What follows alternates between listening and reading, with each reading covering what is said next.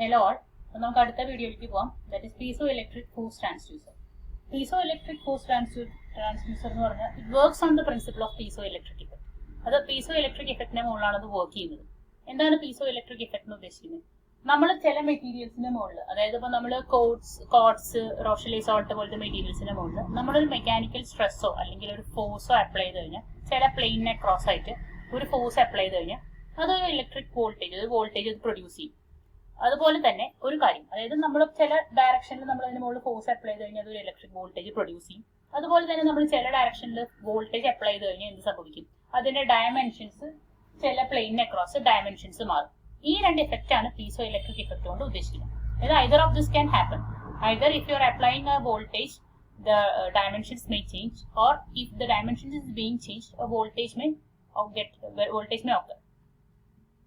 അപ്പോൾ ഇവിടെ നമ്മൾ എന്താ ചെയ്യുന്നതെന്ന് വെച്ചാൽ നമുക്കത് എന്തിനോട് പ്രൊപ്പോർഷണൽ ആവുന്നത്?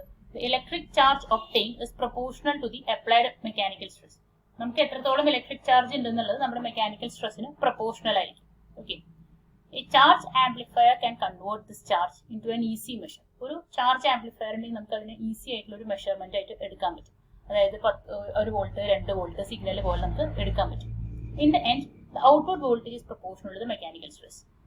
അപ്പോൾ ആ ഔട്ട്പുട്ട് വോൾട്ടേജ് മെക്കാനിക്കൽ സ്ട്രെസ്സിനോട് പ്രൊപ്പോർഷണൽ ആയിരിക്കും. അപ്പോൾ എന്തൊക്കെയാണ് സംഭവിക്കുന്നത്? നമുക്കൊരു മെക്കാനിക്കൽ സ്ട്രെസ് അപ്ലൈ ചെയ്യുന്ന സമയത്ത് നമുക്ക് അവിടെ ഒരു ചാർജ് ഉണ്ടാവും.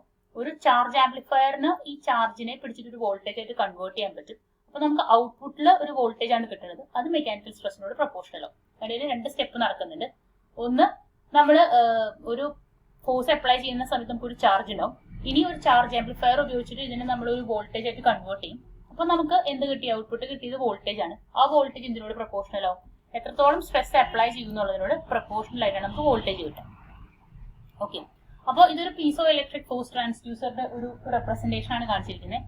പീസോ ഇലക്ട്രിക് ഫോഴ്സ് ട്രാൻസ്ഡ്യൂസറിന്റെ നമുക്ക് the magnitude and the polarity of the induced surface are proportional to the magnitude and the direction of the applied force. ഏത് ഡയറക്ഷനിലാണ് ഫോഴ്സ് അപ്ലൈ ചെയ്ത്, അതുപോലെ എത്രത്തോളം സ്ട്രെങ്ത്തിലാണ് ഫോഴ്സ് അപ്ലൈ ചെയ്തതനുസരിച്ച് നമുക്ക് അതിന്റെ മുകളിൽ ഉണ്ടാവുന്ന ആ പൊളാരിറ്റിക്ക് വ്യത്യാസം ഉണ്ടാവും. ഇപ്പൊ നമ്മൾ എന്താ ചെയ്തിരിക്കുന്നത്? ഇവിടെ നമ്മളിങ്ങനെ ഫോഴ്സ് ഇങ്ങനെ മേലെ നിന്ന് അപ്ലൈ ചെയ്തിരിക്കുന്നത്. നമുക്ക് ഇവിടെ ഉണ്ടായ പൊളാരിറ്റി എന്ന് പറഞ്ഞാൽ പോസിറ്റീവ് പൊളാരിറ്റിയാണ് ഉണ്ടായിരിക്കുന്നത്. The polarity of the induced charge depends upon the direction of the applied force. നമ്മൾ ഇവിടെ നിന്ന് ഇങ്ങോട്ട് ഫോഴ്സ് അപ്ലൈ ചെയ്തപ്പോൾ നമുക്ക് ഇവിടെ ഉണ്ടായ ചാർജ് എന്ന് പറയുന്നത് നമുക്കൊരു പോസിറ്റീവ് ചാർജ് ആണ് ഉണ്ടായത്. ഒരു ചാർജ് ആംപ്ലിഫയർ ഇവിടെ നമ്മളൊരു ചാർജ് ആംപ്ലിഫയർ കണക്ട് ചെയ്തിട്ടുണ്ട്. ആ ചാർജ് ആംപ്ലിഫയറിന് ഈ ചാർജിനെ ഒരു വോൾട്ടേജ് ഔട്ട്പുട്ട് ആയിട്ട് കാൽക്കുലേറ്റ് ചെയ്ത് കൺവേർട്ട് ചെയ്ത് മാറ്റാൻ പറ്റും. Charge is given by, charge എന്തിനോട് ഈക്വലന്റ് ആണ്? ഡി ഇൻറ്റു എന്താ പറയാ, നമ്മുടെ ഫോഴ്സ്. ഡി എന്ന് ഉദ്ദേശിക്കുന്നത് charge sensitivity of the crystal, ആ ക്രിസ്റ്റലിന്റെ ചാർജിന്റെ സെൻസിറ്റിവിറ്റി. അതുപോലെ എഫ് എന്ന് ഉദ്ദേശിക്കുന്നത് എത്ര ഫോഴ്സ് ആണ് നമ്മളിവിടെ അപ്ലൈ ചെയ്ത ഫോഴ്സിന്റെ മാഗ്നിറ്റ്യൂഡ് എത്രയാണെന്നാണ് ഉദ്ദേശിക്കുന്നത്. അതനുസരിച്ചിട്ടാണ് നമുക്ക് ചാർജ് ഉണ്ടായിരുന്നത്. പിന്നെ ചാർജ് ആംപ്ലിഫയർ ഉപയോഗിച്ച് കഴിഞ്ഞാൽ നമുക്ക് എന്ത് കിട്ടും? ഔട്ട്പുട്ടിൽ അതൊരു വോൾട്ടേജ് ആയിട്ട് കൺവേർട്ട് ആവും. ഇനി നമുക്ക് അടുത്തത് ലോഡ് സെൽ ആണ്. ലോഡ് സെൽ എന്ന് പറഞ്ഞാൽ അതൊരു ട്രാൻസ്ഡ്യൂസർ തന്നെയാണ്. അപ്പൊ നമ്മൾ ആദ്യം പറഞ്ഞത് പീസോ ഇലക്ട്രിക് ക്രിസ്റ്റലിന്റെ കാര്യം പറഞ്ഞു. പിന്നെ ലോഡ് സെൽ ആണ്. ലോഡ് സെല്ലും ഒരു ട്രാൻസ്ഡ്യൂസർ തന്നെയാണ്. അതൊരു ഫോഴ്സിനെ ഒരു ഇലക്ട്രിക്കൽ സിഗ്നൽ ആയിട്ട് കൺവേർട്ട് ചെയ്യുന്നത്. അതിന് ഏറ്റവും കോമൺ ആയിട്ടുള്ള എക്സാമ്പിൾ ആയിട്ട് പറയാൻ പറ്റുന്നത് സ്ട്രെയിൻ ഗേജ് ആണ്. നമുക്ക് ലോഡ് സെല്ലിന് ഏറ്റവും കോമൺ ആയിട്ടുള്ള ഒരു എക്സാമ്പിൾ ആയിട്ട് പറയാൻ പറ്റും. ഇപ്പൊ സ്ട്രെസ്സും സ്ട്രെയിനും തമ്മിൽ എന്താ വ്യത്യാസം? നമുക്ക് സ്ട്രെസ് ചെയ്യുന്നത് നമ്മളിങ്ങനെ പ്രഷർ അപ്ലൈ ചെയ്യുന്ന പോലെ, സ്ട്രെയിൻ ചെയ്യുന്നത് നമുക്ക് പിടിച്ചു വലിക്കുന്ന പോലെ എന്ന് പറയാം. അതായത് ഒരു റബ്ബർ ബാൻഡൊക്കെ നമ്മൾ പിടിച്ചു വലിക്കുകയാണെങ്കിൽ നമുക്കതൊരു സ്ട്രെയിനോട് ഈക്വലന്റ് ആണ്. അല്ലെങ്കിൽ ഒരു സ്പ്രിംഗ് പിടിച്ചു വലിക്കുകയാണെങ്കിൽ അതൊരു സ്ട്രെയിനോട് ഈക്വലന്റ് ആണ്. The most common type is strain gauge load cell. അപ്പോൾ ലോഡ് സെല്ല് നമ്മൾ എങ്ങനെയാണ് ഉണ്ടാക്കുന്നത്? സ്ട്രെയിൻ ഗേജ് ലോഡ് സെൽ ആണെന്ന് പറഞ്ഞു. ലോഡ് സെൽ എന്താ ഉണ്ടാക്കുന്നത്? ലോഡ് സെൽ എങ്ങനെയാണ് ഉണ്ടാക്കുന്നത്? നമ്മൾ ഈ load cell is made by bonding strain gauges to spring material. ഒരു സ്പ്രിംഗ് മെറ്റീരിയലിനോട് നമ്മൾ ഈ സ്ട്രെയിൻ ഗേജിലേക്ക് അറ്റാച്ച് ചെയ്തിട്ടാണ് ഒരു ലോഡ് സെല്ല് ഉണ്ടാക്കുന്നത്. To efficiently detect the strain gauges are bonded to the position on the spring material where the strain will be largest. നമ്മൾ അതൊരു സ്പ്രിങ്ങിന്റെ മുകളിലേക്ക്, നേരത്തെ പറഞ്ഞ പോലെ തന്നെ സ്പ്രിങ്ങിന്റെ മുകളിലേക്ക് അറ്റാച്ച് ചെയ്തിട്ട്, അപ്പൊ നമുക്ക് മാക്സിമം സ്ട്രെയിൻ കിട്ടുന്ന പോലെ അറ്റാച്ച് ചെയ്തിട്ടാണ് നമ്മളത് കണ്ടുപിടിക്കുക. സ്ട്രെയിൻ ലാർജ് ആയിട്ട് കിട്ടുന്ന പോലെ നമുക്കതിനൊരു ലോഡ് സെൽ അല്ലെങ്കിൽ പ്രഷർ സെൽ എന്ന് വിളിക്കാം. നമുക്കൊരു സ്പ്രിംഗ് മെറ്റീരിയൽ ഉണ്ട്, അതുപോലെ തന്നെ സ്ട്രെയിൻ ഗേജ് ഉണ്ട്. നമ്മളതിനെ സ്പ്രിംഗ് മെറ്റീരിയലിലേക്ക് അറ്റാച്ച് ചെയ്തിട്ടാണ് അത് കണ്ടുപിടിക്കുക. ഓക്കെ, അപ്പോൾ സ്ട്രെയിൻ ഗേജിന്റെ ഒരു റെപ്രസെന്റേഷൻ കാണിച്ചിട്ടുണ്ട്. ഇത് നമ്മുടെ ഏത് ഡയറക്ഷനിലാണോ സ്ട്രെയിൻ ഉണ്ടാവണമെന്ന് കാണിച്ചിട്ടുണ്ട്. അതുപോലെ തന്നെ നമ്മളിവിടെ വയർ കണക്ട് ചെയ്യാനായിട്ട് സോൾഡർ ചെയ്ത് വെച്ചിട്ടുണ്ട്. നമുക്ക് ഈ ഫോയിലിനെ കട്ട് ചെയ്ത് കഴിഞ്ഞാൽ അതിലൊരു പ്ലാസ്റ്റിക് ഒരു പെട്ടിയിൽ ആക്കി വെച്ചിട്ടുണ്ടാവും. A strain gauge is a device used to measure the strain of an object. ഒരു ഒബ്ജക്റ്റിന് എത്ര സ്ട്രെയിൻ ഉണ്ടായെന്ന് കണ്ടുപിടിക്കാനായിട്ടാണ് നമ്മൾ എന്ത് ചെയ്യുന്നത്, സ്ട്രെയിൻ ഗേജ് ഉപയോഗിക്കുന്നത്. The most common type of strain gauge consists of an insulating flexible backing which supports a metallic foil pattern.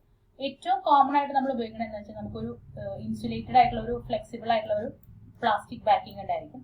അതിൻ്റെ ഉള്ളിൽ നമുക്കൊരു മെറ്റാലിക് ഫോയിൽ പാറ്റേൺ, നമ്മൾ ഈ കാണിച്ച പോലെ തന്നെ നമുക്കൊരു മെറ്റാലിക് ഫോയിൽ, കട്ട് ഫോയിൽ ഉണ്ടാവും എന്ന് പറഞ്ഞു. അതിനകത്ത് നമ്മൾ സോൾഡറിംഗ് പാഡ്സ് കൊടുത്തിട്ടുണ്ടാവും. A strain gauge is a sensor whose resistance varies with applied force. അപ്പോൾ ഇവിടെ നമുക്ക് എന്താ മാറ്റം വരുന്നത്, റെസിസ്റ്റൻസ് ആണ് മാറ്റം വരുന്നത്. നമ്മൾ പറഞ്ഞ പല സാധനങ്ങളും മാറാം, റെസിസ്റ്റൻസ് മാറാം, ഇൻഡക്റ്റൻസ് മാറാം, കപ്പാസിറ്റൻസ് മാറാം എന്നൊക്കെ പറഞ്ഞിരുന്നു. അപ്പൊ സ്ട്രെയിൻ ഗേജിനകത്ത് എന്താ മാറുന്നത്, റെസിസ്റ്റൻസ് ആണ്. ഇത് ഓരോ കേസിലും നമ്മളത് നോക്കണം കേട്ടോ. നമുക്ക് നമ്മൾ എന്താ പറയാ, പീസോ ഇലക്ട്രിക് പറഞ്ഞ സമയത്ത് നമുക്ക് അവിടെ സ്ട്രെസ് അപ്ലൈ അനുസരിച്ച് വോൾട്ടേജ് ആണ് കിട്ടുന്നത്. ഇവിടെ നമുക്ക് അതായത് ഇലക്ട്രിക്കൽ ക്വാണ്ടിറ്റി എന്താണെന്നുള്ളത്, റെസിസ്റ്റൻസ് ആണോ, വോൾട്ടേജ് ആണോ, കറണ്ട് ആണോ, അതോ ഇനി ഇൻഡക്റ്റൻസ് ആണോ എന്നൊക്കെ നമ്മൾ ഇതുവരെ പറഞ്ഞതിലൊക്കെ പലതിലും ഡിഫറെന്റ് ആയിരുന്നു കേട്ടോ. A strain gauge is a sensor whose resistance varies with applied force. Force അനുസരിച്ച് അതിന്റെ എന്താ പറയാ, ഫോഴ്സ് അനുസരിച്ച് അതിന്റെ റെസിസ്റ്റൻസ് മാറും. അപ്പോൾ അതെന്തായിട്ടാണ് കൺവേർട്ട് ചെയ്യുന്നത്, ഫോഴ്സ്, പ്രഷർ, ടെൻഷൻ പോലുള്ള മെക്കാനിക്കൽ പാരാമീറ്റേഴ്സിനെ അതൊരു ഇലക്ട്രിക്കൽ റെസിസ്റ്റൻസ് ആയിട്ടാണ് കൺവേർട്ട് ചെയ്യുക. എന്നിട്ട് നമുക്ക് ഈ ഇലക്ട്രിക്കൽ റെസിസ്റ്റൻസ് മെഷർ ചെയ്യാം. അതാണ് അതിന്റെ principle. When electrical forces are applied to a stationary object, stress and strain are the result. നമ്മളൊരു ഒരു സ്റ്റേഷനറി ഒബ്ജക്റ്റിന്റെ മുകളിലേക്ക് നമ്മൾ ഫോഴ്സ് അപ്ലൈ ചെയ്ത് കഴിഞ്ഞാൽ സ്ട്രെസ്സും സ്ട്രെയിനും ഉണ്ടാവും. അപ്പോൾ സ്ട്രെസ് നമ്മൾ എന്താ പറയാ, സ്ട്രെസ് ഉണ്ടാവുന്നത് എന്തുകൊണ്ടാണ്, ആ ഒബ്ജക്റ്റിന്റെ ഇന്റേണൽ റെസിസ്റ്റിംഗ് ഫോഴ്സ് കൊണ്ടും സ്ട്രെയിൻ ഉണ്ടാവുന്നത് നമുക്ക് ഡിസ്പ്ലേസ്മെന്റും ഡിഫോർമേഷനും കൊണ്ട്. നമ്മൾ നേരത്തെ പറഞ്ഞു, സ്ട്രെസ് എന്ന് പറഞ്ഞാൽ നമ്മൾ മുകളിൽ നിന്ന് ഇങ്ങനെ അമർത്തണ പോലെയും സ്ട്രെയിൻ എന്ന് പറഞ്ഞാൽ പിടിച്ചു വലിക്കണ പോലെയാണെന്ന് പറഞ്ഞു. അപ്പോൾ അതിന്റെ എങ്ങനെയാണ് അത് വർക്ക് ചെയ്യണമെന്ന് നമ്മൾ പറഞ്ഞു. ഇനി സ്ട്രെയിൻ ഗേജിനെ നമ്മൾ നേരത്തെ കാണിച്ച അറേഞ്ച്മെന്റിന്റെ ഒരു കുറച്ചുകൂടി ഡീറ്റെയിൽഡ് ആയിട്ടുള്ള ഫിഗർ. നമുക്കൊരു ബേസ് ഉണ്ട്, ഒരു മെറ്റാലിക് ഫോയിൽ ഇതിന്റെ ഇടയിൽ നമ്മൾ ഈ ബേസ് ഇവിടെ കൊടുത്തിട്ടുണ്ട്, അതിനിടയ്ക്ക് ഒരു മെറ്റാലിക് ഫോയിൽ കൊടുത്തിട്ടുണ്ട്. നമുക്കിവിടെ സോൾഡർ ചെയ്യാനായിട്ടുള്ള ഒരു അറേഞ്ച്മെന്റ് ഉണ്ട്. സോൾഡർ വെച്ച് നമുക്ക് അതിന്റെ മുകളിലേക്ക് വയർ കൊടുക്കാനായിട്ട്. ഇനി സ്ട്രെയിൻ ഗേജ് നമുക്ക് എന്താ ചെയ്യാം, നമ്മൾ ഒരു ഒബ്ജക്റ്റിന്റെ മുകളിലേക്ക് നമ്മൾ ഗേജിന് നമ്മൾ ഒരു അഡ്ഹസീവ് ഉപയോഗിച്ച് എന്തെങ്കിലും ഒരു ടേപ്പ് പോലൊരു സാധനം ഉപയോഗിച്ച് അറ്റാച്ച് ചെയ്തിട്ടുണ്ടാവും. പിന്നെ അതിനുശേഷം നമ്മൾ ഒബ്ജക്റ്റിനെ ഡിഫോം ചെയ്യും. അതിനുശേഷം ആ എന്തുണ്ടായി, ഒബ്ജക്റ്റിനെ ഡിഫോം ചെയ്തപ്പോൾ അതിന്റെ റെസിസ്റ്റൻസ് മാറി. ഇനി റെസിസ്റ്റൻസ് എങ്ങനെയാണ് ഉണ്ടാവുന്നത്, റെസിസ്റ്റൻസിന് എന്താ മാറ്റം വരുന്നത്, സ്ട്രെയിൻ ഗേജ് അണ്ടർ ടെൻഷൻ ആണെന്ന് വെച്ച് കഴിഞ്ഞാൽ റെസിസ്റ്റൻസ് കൂടും. അതുപോലെ തന്നെ കംപ്രഷൻ ആണെന്ന് വെച്ചാൽ റെസിസ്റ്റൻസ് കുറയും. എന്തുകൊണ്ടാണ് റെസിസ്റ്റൻസ് കുറയും കൂടാതെ ചെയ്യാനുള്ള കാരണം, നമുക്കറിയാം R is equal to rho L by A എന്നുള്ള ഇക്വേഷൻ വെച്ചിട്ടാണ് ഇതെല്ലാം സംഭവിക്കുന്നത്. R is equal to rho L by A എന്ന് പറയുന്ന ഇക്വേഷൻ ഉപയോഗിച്ചിട്ടാണ് എല്ലാം സംഭവിക്കുന്നത്. അപ്പൊ എന്താ ഉണ്ടായത്, നമ്മൾ ടെൻഷൻ ആണെങ്കിൽ നമ്മൾ എന്താ ചെയ്യണത്, നമ്മൾ സ്പ്രിങ്ങിനെ പിടിച്ച് വലിക്കുന്ന പോലെയാണ്. സ്പ്രിങ്ങിനെ പിടിച്ച് വലിക്കുന്ന സമയത്ത് അതിന് നീളം കൂടും, അറ്റ് ദ സെയിം ടൈം അതിങ്ങനെ ഒന്ന് കുറച്ച് മെലിയും ഇല്ലേ, അല്ലെങ്കിൽ തിന്നാവും. അപ്പോൾ ഏരിയ കുറയും. അപ്പോൾ ലെങ്ത് കൂടി, നീളം കൂടി, അതേസമയം ഏരിയ കുറഞ്ഞു. അതായത് ഏരിയ കുറഞ്ഞു, അതായത് ന്യൂമറേറ്റർ കൂടി, ഡിനോമിനേറ്റർ കുറഞ്ഞു. അപ്പൊ എന്ത് സംഭവിക്കും, റെസിസ്റ്റൻസ് കൂടും. അറ്റ് ദ സെയിം ടൈം തിരിച്ച് സംഭവിക്കുകയാണ്, നമ്മൾ പിടിച്ച് ഞെക്കുകയാണ്. പിടിച്ച് ഞെക്കുമ്പോൾ എന്താ ഉണ്ടായത്, കുറച്ച് തടി കൂടിയ പോലെ. അപ്പൊ നമ്മളൊരു ഇമേജ് തന്നെ പിടിച്ചൊന്ന് കംപ്രസ് ചെയ്ത് കഴിഞ്ഞാൽ നമുക്കറിയാം, ആളൊന്ന് തടിച്ച പോലെ തോന്നും, ഉയരം കുറഞ്ഞ പോലെ തോന്നും. അതിന്റെ അർത്ഥം എന്താണ്, ലെങ്ത് കുറഞ്ഞു, ന്യൂമറേറ്റർ കുറഞ്ഞു, at the same time denominator എന്തുണ്ടായി, ഏരിയ കൂടി, കട്ടി കൂടി ഇല്ലേ, വണ്ണം കൂടി. അപ്പൊ ഏരിയ കൂടി. അപ്പൊ എന്ത് സംഭവിച്ചു, ഒരു ഫ്രാക്ഷനിൽ ന്യൂമറേറ്റർ കുറഞ്ഞു, ഡിനോമിനേറ്റർ കൂടി. ഫ്രാക്ഷൻ എന്ത് സംഭവിക്കും, ഫ്രാക്ഷൻ തീർച്ചയായിട്ടും താഴത്തേക്ക് പോകണം, അതായത് റെസിസ്റ്റൻസ് കുറഞ്ഞു. അപ്പൊ നമുക്കറിയാം, നേരത്തെ നമ്മൾ പറഞ്ഞു resistance is equal to rho L by എന്നുള്ള ഇക്വേഷൻ പറഞ്ഞു. ഇനി ഈ റെസിസ്റ്റൻസ് നമുക്ക് എങ്ങനെ മെഷർ ചെയ്യാൻ പറ്റും, റെസിസ്റ്റൻസിൽ ചേഞ്ച് മെഷർ ചെയ്യാനായിട്ട് നമ്മൾ പണ്ട് പറഞ്ഞിട്ടുള്ള ആളാണ് വീറ്റ്സ്റ്റൺ ബ്രിഡ്ജ്. ആ വീറ്റ്സ്റ്റൺ ബ്രിഡ്ജ് ഉപയോഗിച്ചിട്ട് റെസിസ്റ്റൻസിൽ ചേഞ്ച് നമുക്ക് മെഷർ ചെയ്യാൻ പറ്റും. അപ്പോൾ വീറ്റ്സ്റ്റൺ ബ്രിഡ്ജിന്റെ എക്സ്പ്രഷൻ ഇവിടെ കൊടുത്തിട്ടുണ്ട്. നമുക്കിവിടെ ഔട്ട്പുട്ട് വോൾട്ടേജ് എന്തിനോട്, അതായത് നമ്മൾ ഔട്ട്പുട്ട് വോൾട്ടേജ് ആയിട്ട് എടുക്കുന്നത്, പക്ഷേ റെസിസ്റ്റൻസിൽ ചേഞ്ച് കൊണ്ടാണ്.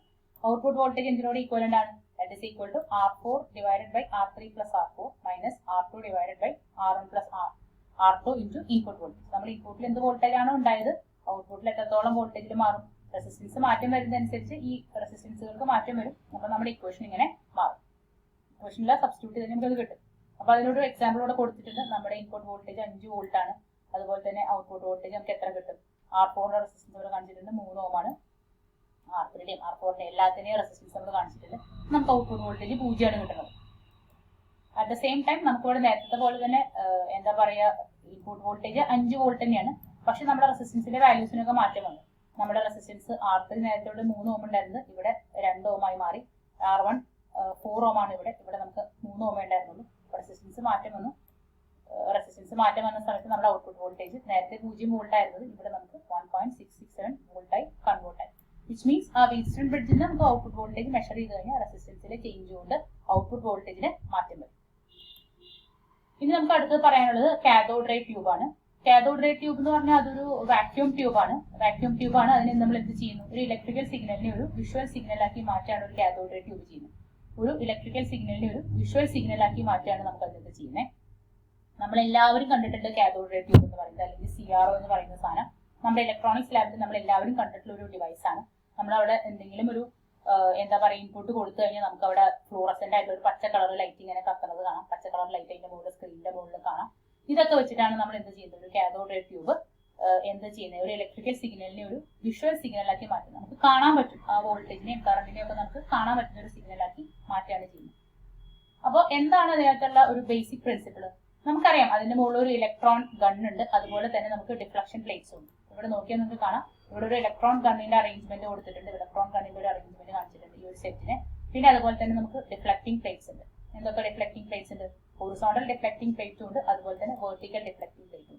2 സെറ്റ് പ്ലേറ്റ് ഉണ്ട്. അതുപോലെ തന്നെ നമ്മളിവിടെ ഒരു സ്ക്രീനിന്റെ മുകളിൽ ഒരു കണ്ടക്റ്റീവ് കോട്ടിങ്ങും ഒരു ഫ്ലൂറസെന്റ് സ്ക്രീനും ഉണ്ടാവും. ഓക്കെ, അപ്പോൾ ഇലക്ട്രോൺ ഗണ്ണിന്റെ റെസ്പോൺസിബിലിറ്റി എന്താണ്? നമുക്കൊരു ഇലക്ട്രോൺസിനെ ഫോക്കസ്ഡ് ആയിട്ടുള്ള ഒരു സെറ്റ് ഓഫ് ഇലക്ട്രോൺസിനെ നമുക്ക് കൊടുക്കും. എങ്ങനെ കൊടുക്കും?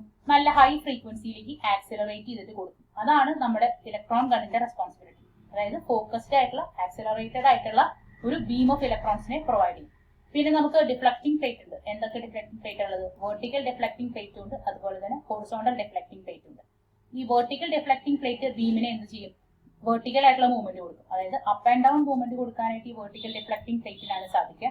അതുപോലെ തന്നെ ഹൊറിസോണ്ടൽ പ്ലേറ്റിന് എന്ത് ചെയ്യാൻ പറ്റും? ഹൊറിസോണ്ടൽ ഡിഫ്ലക്ഷൻ പ്ലേറ്റിന് അത് ബീമിനെ ലെഫ്റ്റിലോട്ടും റൈറ്റിലോട്ടും നീക്കാൻ പറ്റും. ഓക്കെ, പിന്നെ നമുക്ക് ഈ 2 മൂവ്മെന്റും ഇൻഡിപെൻഡന്റ് ആണ്. കാരണം നമുക്ക് ആ ബീമിനെ എവിടെ വേണമെങ്കിൽ പൊസിഷൻ ചെയ്യാൻ പറ്റും. അതായത് നമുക്ക് ലെഫ്റ്റിലോട്ട് എത്രത്തോളം ഷിഫ്റ്റ് ചെയ്യാം, മുകളിലോട്ട് ഷിഫ്റ്റ് ചെയ്യാം, റൈറ്റിലോട്ട് ഷിഫ്റ്റ് ചെയ്യാം. നമുക്ക് ആ സ്ക്രീനിന്റെ മുകളിൽ തന്നെ തിരിച്ചു കഴിഞ്ഞാൽ നമുക്ക് സെന്റർ അഡ്ജസ്റ്റ് ചെയ്യാനായിട്ട് നമ്മൾ ഗ്രൗണ്ടിൽ ഇട്ടിട്ട് അഡ്ജസ്റ്റ് ചെയ്യാറുണ്ട്.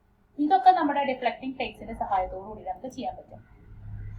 അപ്പോൾ ഇതിന്റെ റെപ്രസെന്റേഷൻ കാണിച്ചിട്ടുണ്ട്. ഒരു ഇലക്ട്രോൺ ഗണ്ണിന്റെ ഡിഫ്ലക്റ്റിംഗ് സിസ്റ്റം, ഇലക്ട്രോൺ ഗണ്ണ് കാണിച്ചിട്ടുണ്ട്, അതുപോലെ തന്നെ ഡിഫ്ലക്റ്റിംഗ് സിസ്റ്റം കാണിച്ചിട്ടുണ്ട്. ഇവിടെ ഒരു ഇലക്ട്രോൺ ഗണ്ണ്, ഹീറ്ററും എല്ലാം ചേർത്തിട്ടുള്ള നമുക്ക് ആനോഡ് ഉണ്ട്, ആക്സിലറേറ്റിംഗ് ആനോഡ് ഉണ്ട്, ഫോക്കസിംഗ് ആനോഡ് ഉണ്ട്, അതുപോലെ തന്നെ കൺട്രോൾ ചെയ്യാനുള്ള കൺട്രോൾ ഗ്രിഡും കാഥോഡും. ഈ ഒരു കോമ്പിനേഷൻ ചേർന്നാണ് നമ്മുടെ ഇലക്ട്രോൺ ഗണ്ണിന്റെ സെറ്റപ്പ്. അതുപോലെ തന്നെ വെർട്ടിക്കൽ പ്ലേറ്റും വെർട്ടിക്കൽ ഡിഫ്ലക്ഷൻ പ്ലേറ്റും ഹൊറിസോണ്ടൽ ഡിഫ്ലക്ഷൻ പ്ലേറ്റും കൂടെ ചേർന്നാണ് നമ്മുടെ ഡിഫ്ലക്ഷൻ സിസ്റ്റം. അതുപോലെ തന്നെ നമുക്കൊരു ഫ്ലൂറസെന്റ് സ്ക്രീൻ ഉണ്ട്. എന്താണ് ഫ്ലൂറസെന്റ് സ്ക്രീൻ കൊണ്ട് ഉദ്ദേശിക്കുന്നത്? നമുക്ക് ഇവിടെ ഒരു ഫോസ്ഫറസ് കോട്ടിംഗ് ഉണ്ട്, അതുപോലെ തന്നെ നമുക്കൊരു ട്യൂബിന്റെ സർഫസ് ഉണ്ട്. ഇതിലേക്ക് നമുക്ക് ബീമിന് നമ്മൾ എന്താ പറയാ, നമുക്ക് വേണ്ട രീതിയിൽ നമ്മൾ ഇതിനെ ഇവിടുന്ന് ആക്സിലറേറ്റ് ഒക്കെ ചെയ്ത് വന്ന രീതിയിൽ നമുക്ക് വേണ്ട രീതിയിൽ ഡിഫ്ലക്ട് ചെയ്തിട്ട് ഈ കോട്ടിംഗ് ഉള്ള സ്ക്രീനിന്റെ മുകളിലേക്ക് അതിനെ തട്ടിക്കുകയാണ് ചെയ്യുന്നത്. ഓക്കെ, അപ്പോൾ നമുക്ക് ഡിസ്പ്ലേക്കും മെഷർമെന്റിനും വേവ് ഫോമിന്റെ അനാലിസിസ് ഒക്കെ ചെയ്യാനായിട്ട് നമുക്ക് ഈ പറഞ്ഞ ഇയാളെ ഉപയോഗിക്കാം. CROനെ ഉപയോഗിക്കാം. അപ്പൊ നിങ്ങൾക്ക് ഫിഗർ ചോദിച്ചു കഴിഞ്ഞാൽ ഈ ഫിഗർ വരച്ചാൽ മതി കേട്ടോ. ഈ ഒരു ഡിഫ്ലക്റ്റിംഗ് പ്ലേറ്റുള്ള ഒരു ഫിഗർ റെപ്രസെന്റ് ചെയ്ത് കാണിച്ചാൽ മതി.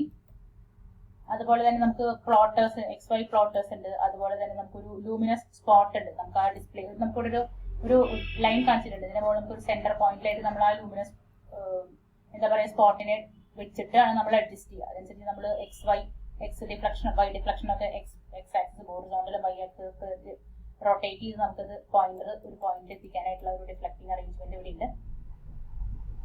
അതുപോലെ തന്നെ luminous spot is produced by a beam of electron striking on the fluorescent screen. ഈ ഫ്ലൂറസെന്റ് സ്ക്രീനിന്റെ മുകളിൽ സ്ട്രൈക്ക് ചെയ്യുന്ന ലൂമിനസ് ബീം വെച്ചിട്ടാണ് നമുക്ക് ആ സ്പോട്ടിംഗ് ഉണ്ടാവുന്നത്. അതുപോലെ ഇവിടെ നമ്മൾ സ്ക്രീൻ, അതുപോലെ CROന്റെ സ്ക്രീൻ കാണിച്ചിട്ടുണ്ട്. നമുക്ക് എന്താ പറയാ മെഷർമെന്റ് ഒക്കെ ഇത് ഉപയോഗിച്ചിട്ട് ചെയ്യാം. അതിന് നമ്മൾ ഗ്രാറ്റിക്യൂൾ എന്നുള്ള ഒരു പേരാണ് ഉപയോഗിക്കുന്നത്. ഗ്രാറ്റിക്യൂൾ എന്നുള്ള പേരാണ് ഈ മെഷറിംഗ് സ്കെയിലിൽ ഉപയോഗിക്കുന്ന പേര്. അതുപോലെ തന്നെ നമുക്ക് സ്കെയില്, ആംപ്ലിറ്റ്യൂഡ്, വേവ് ലെങ്ത് ഒക്കെ നമുക്ക് കൃത്യമായിട്ട് മെഷർ ചെയ്യാൻ പറ്റും. സെന്റിമീറ്ററിൽ മെഷർ ചെയ്തിട്ട് അതിന് നമുക്ക് റിക്വയർഡ് യൂണിറ്റ്സിൽ നമുക്ക് ഒരു മൾട്ടിപ്ലിക്കേഷൻ ഫാക്ടർ ഉണ്ടെങ്കിൽ, അല്ലെങ്കിൽ ആ സ്കെയിൽ ഏതിലാണോ നമ്മൾ ഇട്ടിരിക്കണമെന്ന് വെച്ചാൽ ഒരു ഇത്ര വോൾട്ട് പെർ യൂണിറ്റ് എന്നുള്ള പോലെ 20 വോൾട്ട് പെർ യൂണിറ്റിനോ അങ്ങനത്തെ രീതിയിൽ അത് ഇട്ടുണ്ടാവും. അതിന്റെ സ്കെയിലിന്റെ അറേഞ്ച്മെന്റ് കാണിച്ചിട്ടുണ്ടാവും. അത് ഉപയോഗിച്ചിട്ട് നമുക്ക് റിക്വയർഡ് ആയിട്ടുള്ള വാല്യൂക്ക് അതിനെ കൺവേർട്ട് ചെയ്യാൻ പറ്റും. ഓക്കെ, അടുത്ത് നമുക്ക് പാർട്സ് ഓഫ് CRO ആണ്. അത് നമുക്ക് അടുത്ത വീഡിയോയിൽ പറയാം. Thank you.